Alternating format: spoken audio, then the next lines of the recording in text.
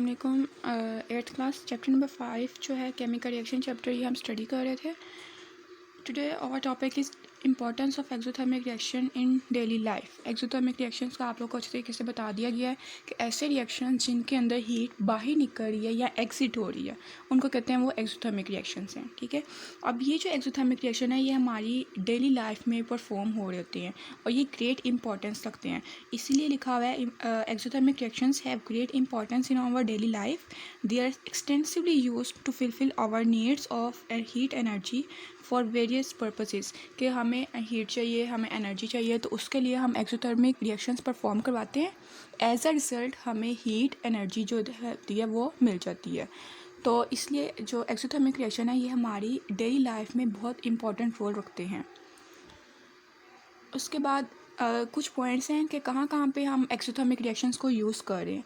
The heat release during burning of fuel at our homes is use to cook food and warm our rooms. कि जो हम चूल्हा जलाते हैं उससे हम खाना बनाते हैं, तो उसके रिज़ल्ट में खाना कैसे बनता है कि आपने बर्नर ऑन किया है, चूल्हा आपने ऑन किया है, तो हीट जो है वो बाहर निकल रही है, वो आपके बर्तन को गर्म कर रही है। जो भी बर्तन आपने चूल्हे के ऊपर रखा है उसकी वजह से जो उसके अंदर खाना रखा हुआ है, जो भी वेजिटेबल है, चिकन है, वटेवर जो भी आप बना रहे हैं वो हीटअप होगा, वो कुक होगा। ठीक है, और इसी तरीके से अगर विंटर सीज़न है तो आप लोगों ने देखा होगा कि जो रूम्स होते हैं उनको वार्म रखने के लिए हम हीटर्स यूज़ करते हैं, हम कोयले जो है उसको जला के अपने इन्वायरमेंट को वार्म रखते हैं। तो ये ऐसे रिएक्शंस हैं जिनके रिज़ल्ट में हमें हीट मिलती है, तो इसीलिए ये एक्सोथर्मिक रिएक्शंस होते हैं।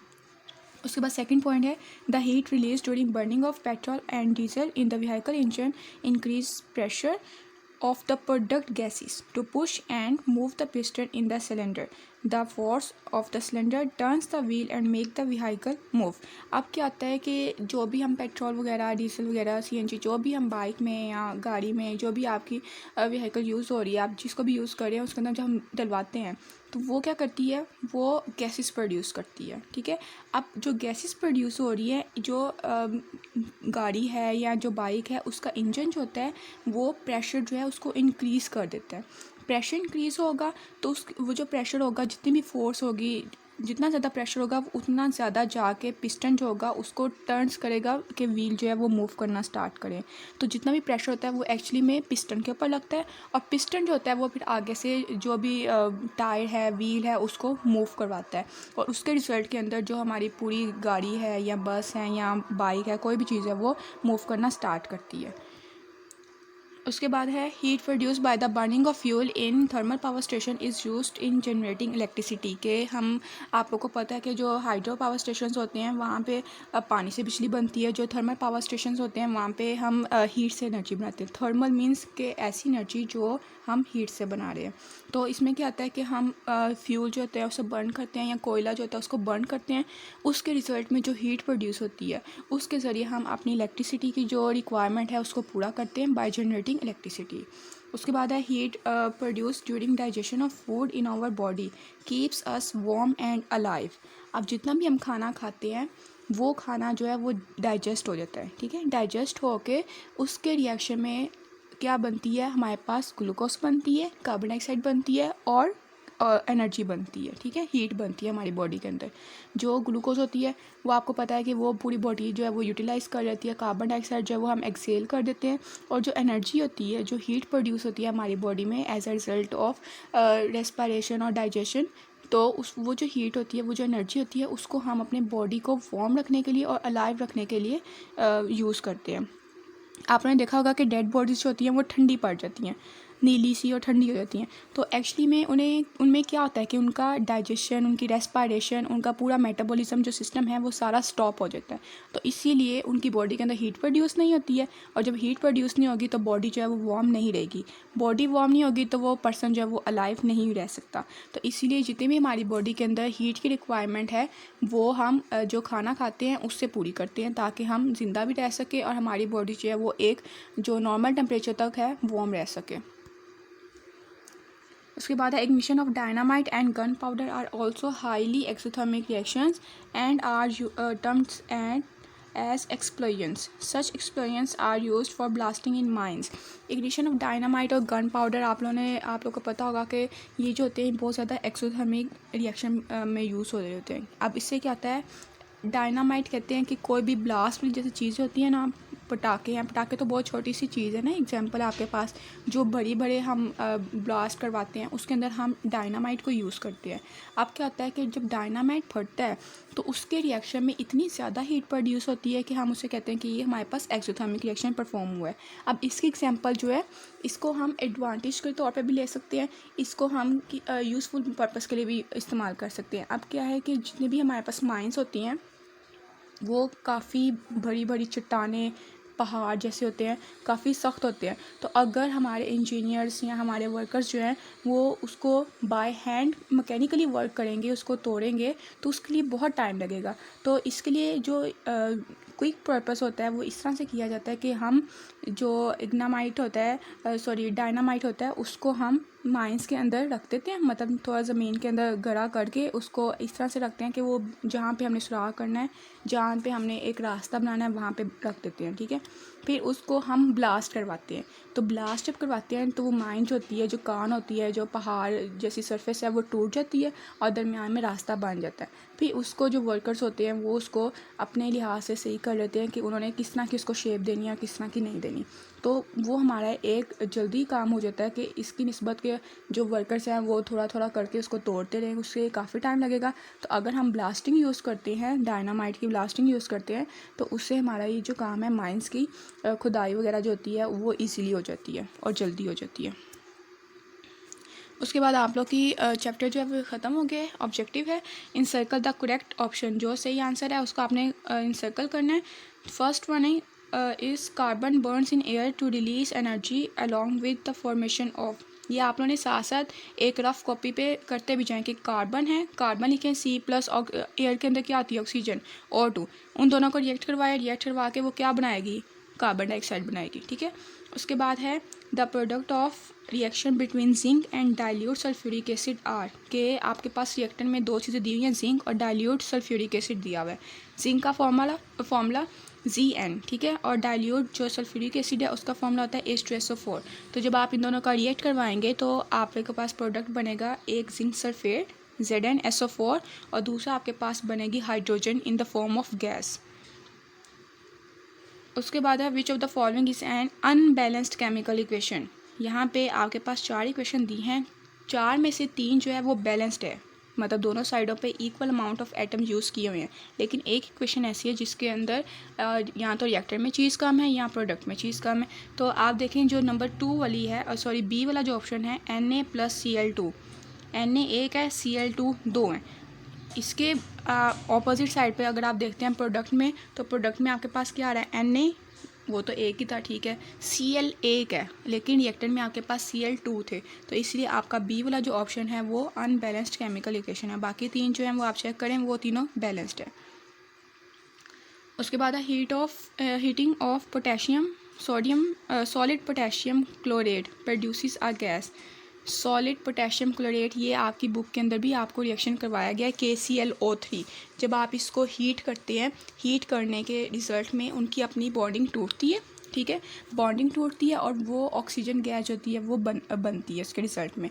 तो आपके पास आंसर बनेगा ऑक्सीजन. ठीक है, उसके बाद है which of the following is an exothermic reaction. Formation of iron sulphide from iron and sulphur. Iron sulphide किससे बन रही है, आयरन और सल्फर से बन रही है.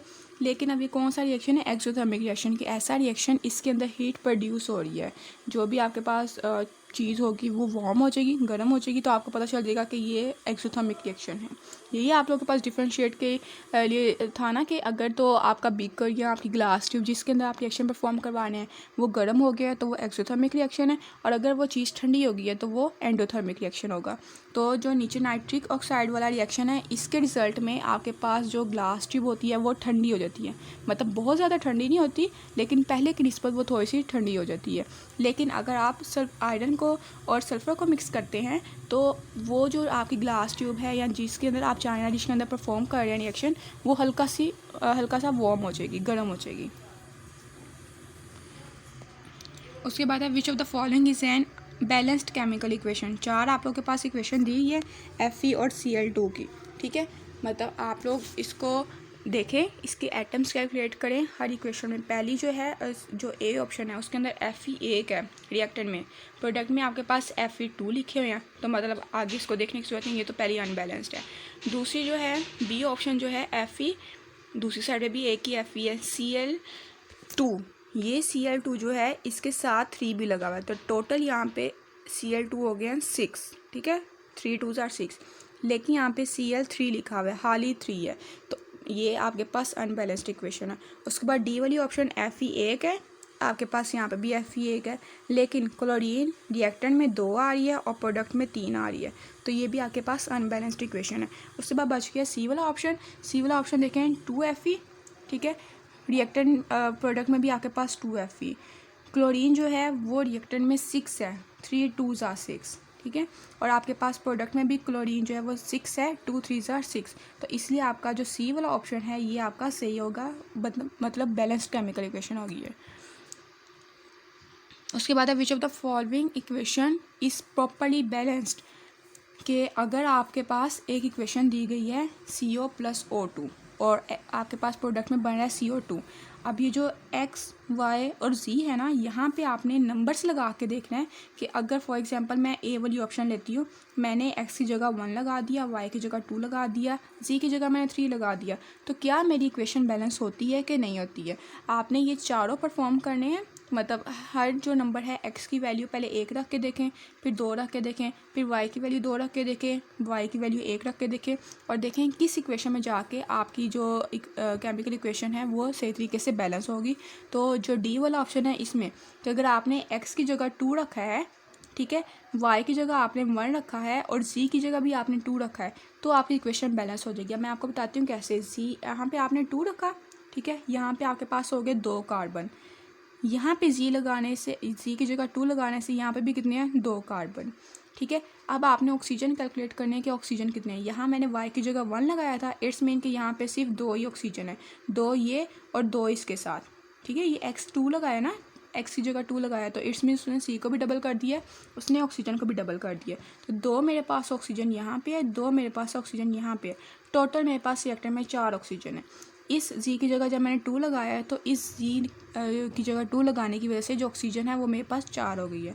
4 ऑक्सीजन रिएक्टर में, 4 ऑक्सीजन प्रोडक्ट में, 2 कार्बन मेरे पास रिएक्टर में और 2 ही मेरे पास प्रोडक्ट में आए हैं, तो इसीलिए डी वाली जो ऑप्शन है वो आपकी बनती है। उसके बाद है how many oxygen atoms are present in 1 molecule of MgHCO3 twice. उसने कहा है कि आपके पास ये एक फॉर्मूला दिया गया, ठीक है, इसके अंदर बताएं ऑक्सीजन कितनी है। Mg आपके पास 1 है, ब्रैकेट के अंदर जितनी भी चीज़ें हैं वो डबल हैं, ठीक है, क्यों, क्योंकि ब्रैकेट के बाहर ये 2 लगा हुआ है, तो इसका मतलब अगर हाइड्रोजन 1 है तो आप उसे 2 कंसीडर करेंगे, कार्बन आपके पास 1 है, आप उसे 2 कंसीडर करेंगे, ऑक्सीजन आपके पास 3 है, तो ये भी डबल होकर कितनी बन जाएगी, 6 बन जाएगी। तो इसीलिए इस जो है मल्टीपल चॉइस, उसका आंसर 6 होगा कि आपके पास MgHCO3 ट्वाइस के अंदर 6 ऑक्सीजन प्रेजेंट है। उसके बाद है the reaction between calcium oxide and carbon dioxide to form calcium carbonate is an example of. 2 चीज़ें आपके पास हैं, 2 चीज़ें मिला के आपने एक चीज़ बनाई है, तो वो कौन सा रिएक्शन होता है, एडिशन रिएक्शन होता है, कि जिसके अंदर आप 2 डिफरेंट चीज़ों को ऐड करके एक नया प्रोडक्ट बनाते हैं। और अगर एक जो प्रोडक्ट है उसको एक चीज़ को तोड़ के आप 2 चीज़ों के अंदर कन्वर्ट करें तो वो डिकम्पोजिशन रिएक्शन होगा। लेकिन इसके अंदर क्या करें, हम कैल्शियम ऑक्साइड को और कार्बन डाइऑक्साइड को दोनों को मिला के हम एक चीज़ बना रहे हैं विच इज़ कैल्शियम कार्बोनेट, तो ये हमारे पास एडिशन रिएक्शन है कि जिसके अंदर हमने 2 चीज़ें ऐड करके एक नई चीज़ बनाई है।